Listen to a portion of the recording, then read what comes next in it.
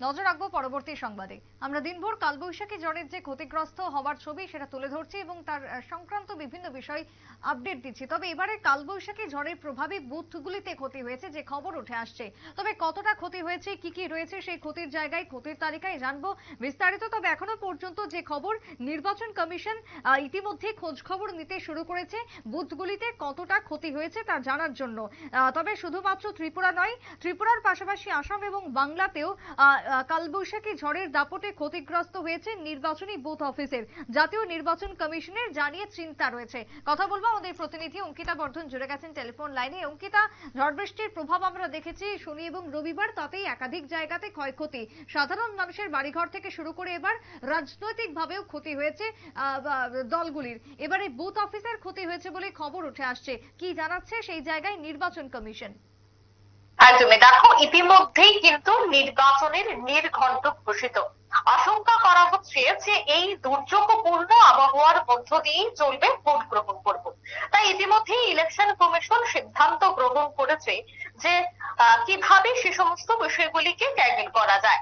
দেখো, কালবৈশাখীর তাণ্ডবে যেহেতু আরো কয়েকদিন উত্তর পূর্বাঞ্চলে বিভিন্ন জায়গায় সম্ভাবনা রয়েছে, তাই সেক্ষেত্রে যেন ভোট গ্রহণে কোনো ধরনের অসুবিধে না হয়, তাই তার আগে থেকেই কিন্তু ভোট কেন্দ্র ঠিকঠাক রয়েছে কিনা, অর্থাৎ গত কালবৈশাখীর ঝড় এবং সাইক্লোনিক সার্কুলেশনের ফলে উত্তর পূর্বাঞ্চলে যে কালবৈশাখীর তাণ্ডব দেখা দিয়েছিল, সে তাণ্ডবে ইতিমধ্যে যে সমস্ত জায়গাগুলি ক্ষতিগ্রস্ত হয়েছে, বিশেষ করে বুথ কেন্দ্র যেখানে ভোট গ্রহণ পর্ব চলবে, সে সমস্ত জায়গায় যে ক্ষতি হয়েছে সে সমস্ত জায়গাগুলিতে এই মুহূর্তে পরিদর্শন করার কথা জানিয়ে দিয়েছে নির্বাচন কমিশন।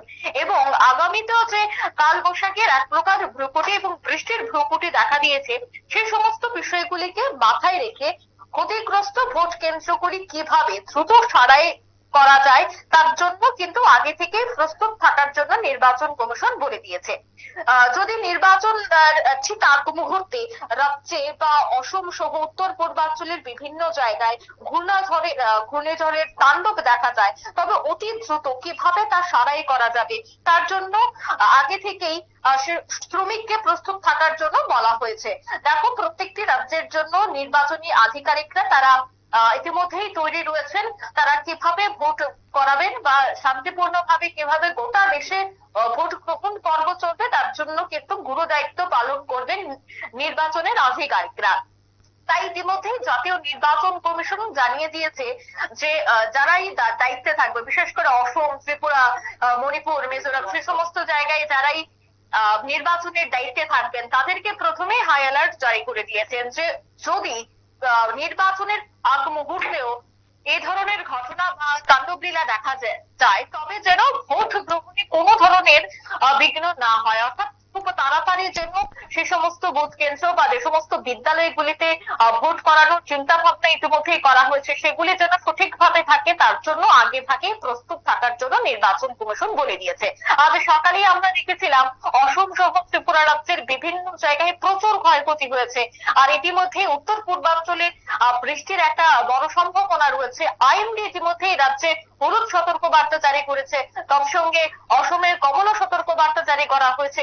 এই যে গোটা বিষয়গুলি ইতিমধ্যে আইএমডি জানাচ্ছে, সে সমস্ত বিষয়গুলিকে মাথায় রেখেই নির্বাচন কমিশন চাইছে যে এই বৃষ্টি বা কালবৈশাখীর তাণ্ডবে যেন ভোটে কোনো ধরনের অসুবিধে না হয়, খুব দ্রুত যেন সারাই করা হয়, বা ইতিমধ্যে যে সমস্ত জায়গাগুলি ক্ষতি হয়েছে তা কিভাবে খুব দ্রুত সারাই করানো যায়, বা যে সমস্ত জায়গায় ইতিমধ্যে বিদ্যুৎ ছিন্ন হয়ে পড়েছে সে সমস্ত জায়গায় কিভাবে বিদ্যুৎ সংযোগ পুনরায় করা যায়, এই সমস্ত বিষয়গুলির দিকে কিন্তু নজর।